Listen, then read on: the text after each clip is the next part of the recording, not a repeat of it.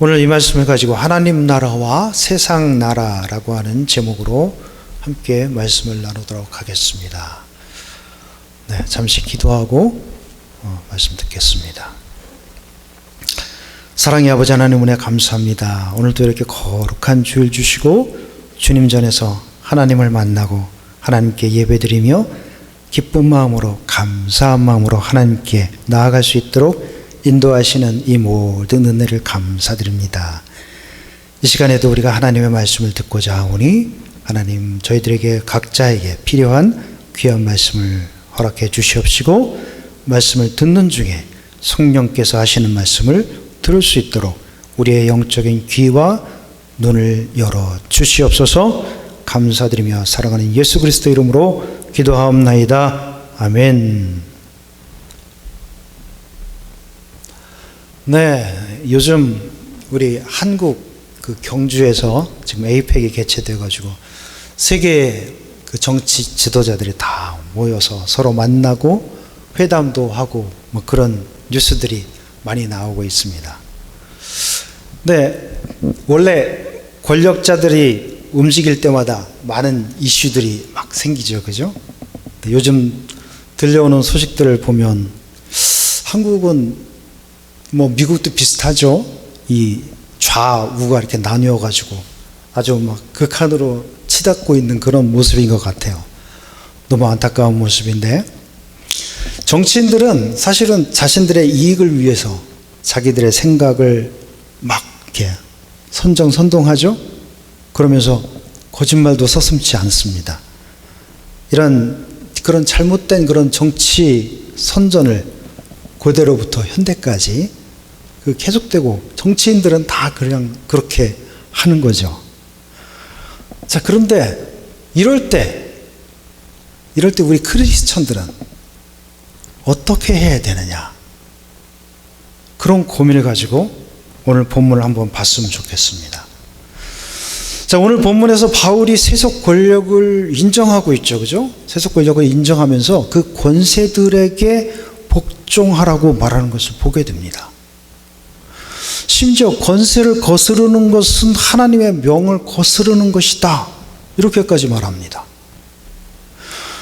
그러면서 3절 하반절에 선을 행하면 권세자들에게 칭찬을 받는다, 이렇게 말합니다.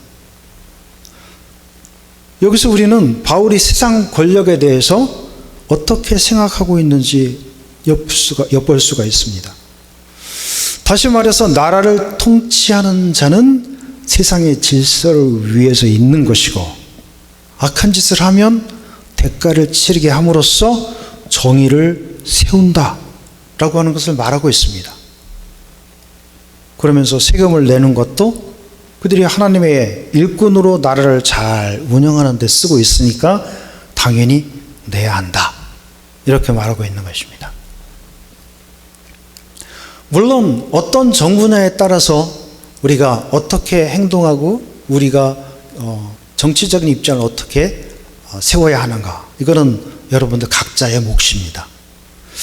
그런데 우리 기독교 역사에서 사상적으로나 그 업적으로나 아주 굉장히 큰 거인이라고 할 수 있는 사람이 한 분이 있는데 바로 어거스틴입니다. 이 어거스틴이라는 분이 일찍이 신국론이라고 하는 책을 썼는데, 이것은 말하자면 역사 신학서라고 할 수 있을 정도입니다. 거기서 인간 역사가 하나님의 섭리 아래서 흘러가고 있다라고 하는 것을 말씀하고 있어요. 이 신국론에는 두 개의 나라가 등장하는데, 하나는 하나님의 나라고 하나는 이 세속 정부, 세속 나라를 말하고 있어요. 이 하나님의 나라에는 누가 사냐면 성도들이 살고 있고, 그리고 그것은 하나님의 사랑의 기초에서 세워진 나라입니다. 그리고 그 목적은 뭐냐면 하나님의 영광을 위해서 하나님께 영광 돌리는 그것이 바로 그 나라의 목적입니다. 그리고 영원한 평화가 임하는 곳, 그것이 바로 하나님의 나라입니다. 그리고 상징적으로 예루살렘을 말하고 있습니다. 그런데 제가 누누이 말씀드리지만 하나님의 나라는 영토가 없어요. 눈에 보이지 않습니다. 하나님의 백성들이 있는 곳이 바로 하나님의 나라입니다. 그래서 하나님의 통치는 하나님의 백성에게 이루어지기 때문에 하나님의 통치가 이루어지는 모든 곳이 바로 하나님의 나라입니다. 그런데 세속 도성, 세속 나라는 그 기초가 뭐냐면 자기 사랑입니다. 자기 사랑에 기초한 나라이고, 그리고 그러다 보니까 자신의 영광과 쾌락을 위한 목적을 가지고 세속적인 사람들이 모여 사는 것이 바로 세속 나라입니다.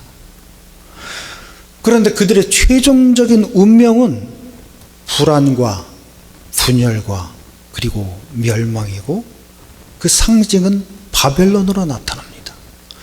이것이 지금 어거스틴이 이 신국론에서 보여주고 있는 두 나라입니다.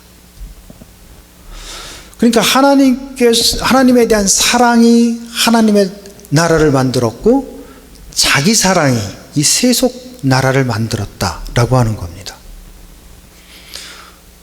그러나 어거스틴은 오늘 로마서 본문이 보여주고 있는 것처럼 세속 국가를 부정하지는 않았습니다.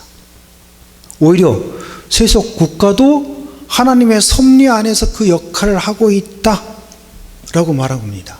그러니까 바울하고 지금 똑같은 얘기를 하고 있는 겁니다. 사실 세속 국가가 바울이나 어거스틴의 견해와 같이 하나님의 섭리 안에서 질서와 정의를 위해서 세워진 하나님의 일꾼들이고, 그렇게 해야 하는 것이 맞죠. 그런데 바울과 어거스틴의 이러한 사상을 뒷받침해 준 것은 사실 예수님의 가르침이었습니다. 그래서 하나님 나라와 세상 나라라고 하는 이 두 개의 나라 사이에서, 세속 정치와 하나님 나라 사이에서 우리가 어떤 스탠스를 취해야 하는지 생각해야 할 중요한 신앙적 포인트가 있기 때문에 저는 오늘 이것을 여러분들과 함께 나눠보고자 하는 것입니다. 첫 번째, 내 나라는 여기에 속한 것이 아니다.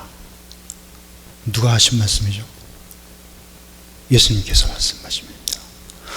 예수님을 따르던 많은 사람들 중에서 어떤 이들은 예수님에게 그 정치적인 메시아로서 그 역할을 기대했습니다. 사실 처음에 모든 제자들이 그런 마음으로 예수님을 쫓았던 것이 사실이죠. 왜냐하면 그들은 로마 식민 통치를 받고 있었고, 그에 따라서 많은 세금을 바쳐야 했습니다. 옛날에 한국의 일제시대 때 당했던 것처럼. 그렇기 때문에 이스라엘 사람들이 실제적으로 기대했던 메시아는 정치적인 메시아였습니다. 정치적으로 굉장히 힘을 가지고 능력을 가지고 군중들을 확 휘잡아서 로마를 물리치는, 그걸 상상하는 그런 메시아를 기대하고 있었습니다. 그런데 그들 앞에 나타난 예수님을 봤더니 놀라운 분이에요. 기적을 행합니다. 아픈 병자를 일으키고, 오병이어의 기적을 일으키고, 가나 혼인잔치에서 막 물로 포도주를 만드는, 인간들이 상상할 수 없는 보통 이상의 능력을 가진 그런 분이더란 말이죠. 근데 더군다나 세례 요한이 뭐라고 하냐면, 나는 그분의 신들매를 감당할 수도 없다. 그렇게 말하면서 뭐라고 하냐면, 이분이 하나님의 어린 양이다 라고 확증까지 해주는 겁니다. 그랬더니 사람들이 예수님에 대해서, 예수님은 정말로 이 이스라엘을 회복하실 분이야 라고 생각했던 겁니다. 여기서 회복한다는 것은 바로 독립을 뜻하는 거죠. 그런데 예수님은 뭐라고 하시냐면, 가이사의 것은 가이사에게, 하나님의 것은 하나님에게 라고 하는 놀라운 유명한 말씀을 하십니다. 그러면서 세속 정부를 전혀 부정하지 않으세요. 그대로 인정하시는 겁니다. 그러면서도 우리는 하나님께 속해 있다라고 하는 것을 밝히십니다. 마가복음 12장 17절에 이렇게 되어 있습니다. 이에 예수께서 이르시되 가이사의 것은 가이사에게, 하나님의 것은 하나님께 바치라 하시니 그들이 예수께 대하여 매우 놀랍게 여기더라. 그뿐만이 아닙니다. 이 빌라도 법정에 가서 빌라도와 함께 말씀을 나누실 때 뭐라고 하시냐면 내 나라는 이 세상에 속한 것이 아니다. 이렇게 분명하게 대답하셨습니다. 요한복음 18장 36절입니다. 예수께서 대답하시되 내 나라는 이 세상에 속한 것이 아니니라. 만일 내 나라가 이 세상에 속한 것이었다라면 내 종들이 싸워 나로 유대인들에게 넘겨지지 않게 하였으리라.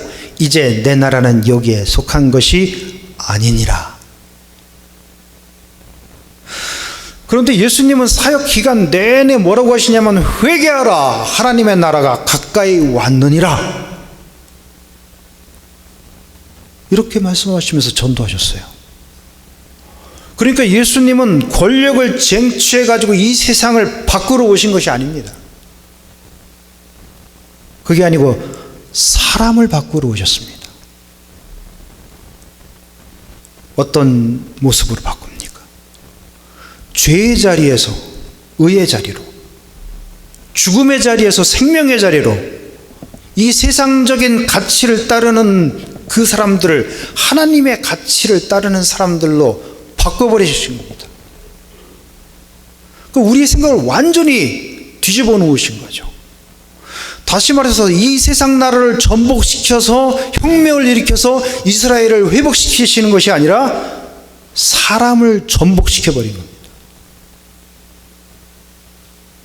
그래서 세상 사람들을 바꿔서 하나님의 나라 백성으로 만드신 겁니다. 그러니까 예수님의 관심은 이 세상 나라가 아니라 바로 하나님의 나라에 있었던 것입니다.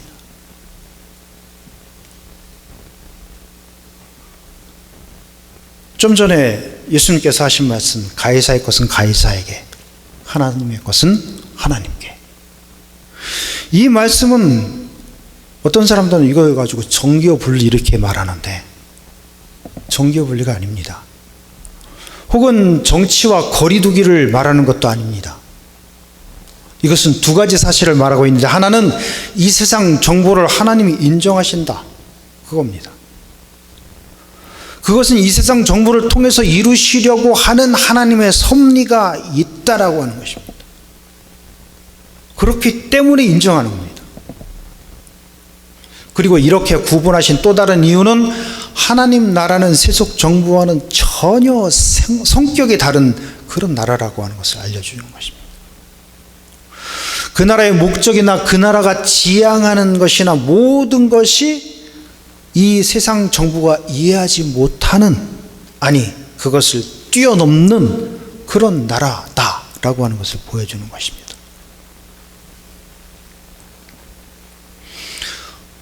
평안을 너에게 주노라. 세상이 줄 수 없는, 세상이 알 수도 없는 평안,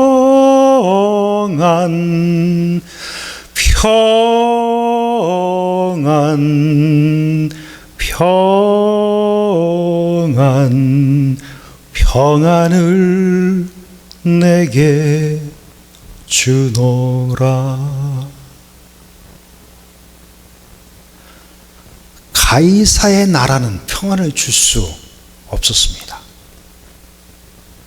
그렇지만 이 세상의 어떤 나라도 평안을 줄 수 없지만 하나님은 그 나라의 백성들에게 평안을 주시고 구원을 주시고 영원한 생명을 주시고, 무엇보다 하나님 그분을, 자신을 우리에게 주셨습니다.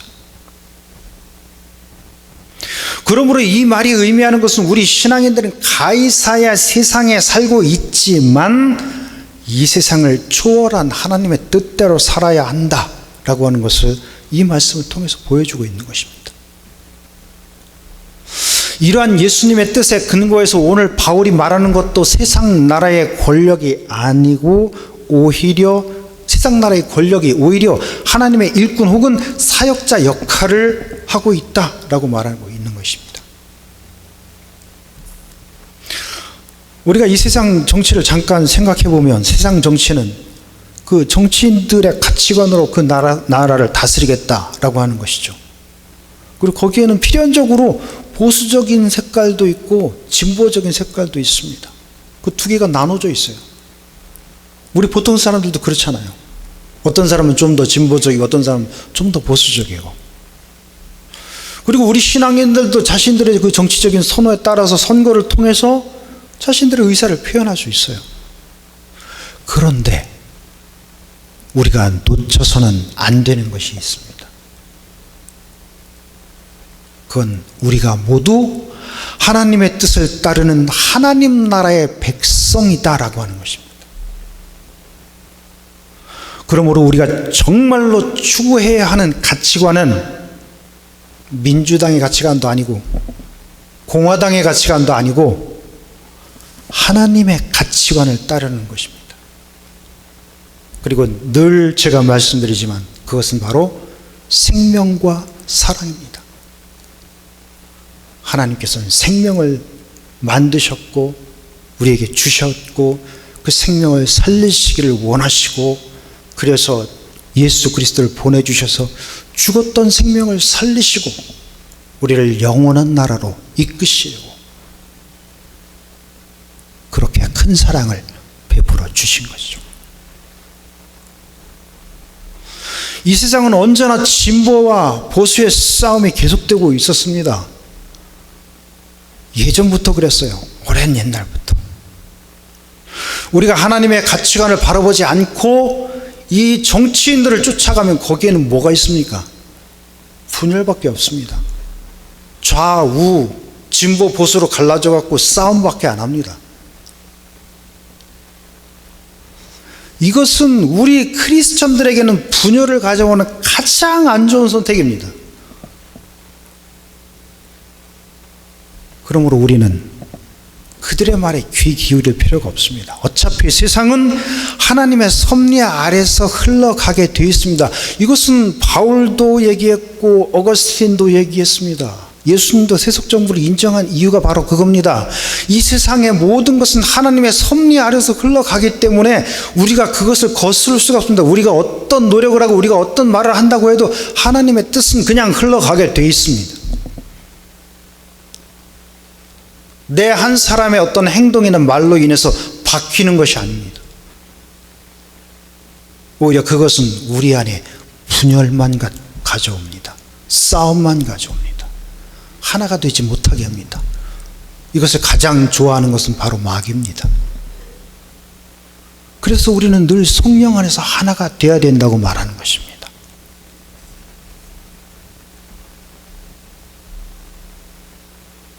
세 번째, 세속 국가는 법치로 다스려지지만 하나님 나라는 존재를 변화시킵니다. 이 세상 사람들은 사람을 변화시키지 못합니다. 어떤 한계치를 정해두고서 그 선을 넘으면 뭐라고 합니까? 범죄자, 범죄를 저질렀다. 그리고 가볍게는 벌금형을 주거나 좀 세면 이제 감옥까지 가고 그리고 아주 세면은 사형까지 당하죠.